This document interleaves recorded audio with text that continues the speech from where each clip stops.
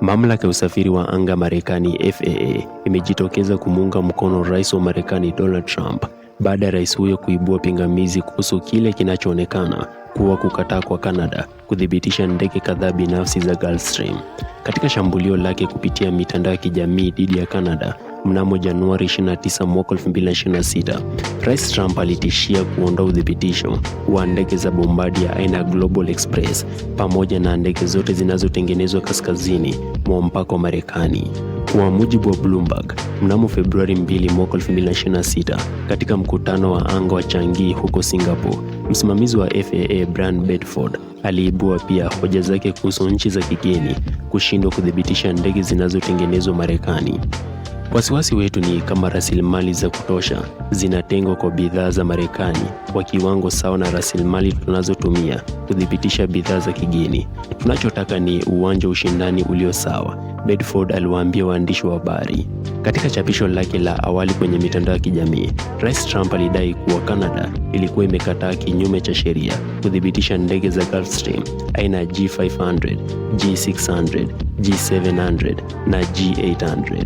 Aidha, alitishia kutoza ushuru wa 50% kwa Canada kwa ndege yoyote itakayouzwa Marekani endapo hali hiyo haitarekebishwa mara moja.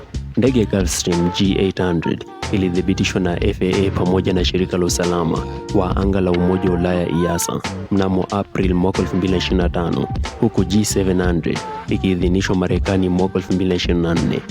FAA ilithibitisha G500 mwaka 2018 na G600 mwaka 2019. Bloomberg iliripoti kuwa Bedford alisema kuwa FAA inapothibitisha ndege inatarajia wasimamizi wengine wa usafiri wa anga duniani kukubali uthibitisho huo. Bedford aliwaambia waandishi wa habari kwamba mchakato wa uthibitishaji wa usalama wa ndege katika nchi nyingine haupaswi kuchukua miaka 5, 6 au 7. Ingawa utawala wa Marekani ulisema kuwa hatua yoyote ya kuondoa uthibitisho haitaathiri ndege zilizojengwa Canada ambazo tayari zinafanya kazi, mvutano huo unaweza kuvuruga sekta ya anga ya Marekani kaskazini na kuhatarisha ajira. Hisa za Bombardier zilishuka kwa 9% mnamo Januari 30 mwaka 2026 kufuatia chapisho la Rais Trump kwenye mitandao ya kijamii.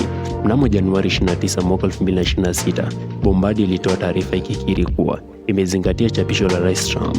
Kampuni hiyo ilijibu ikisema kuwa Bombardier inaajiri zaidi ya watu 3,000 nchini Marekani katika vituo vikuu 9 na kuunda maelfu ya ajira za Marekani kupitia usambazaji 2,800.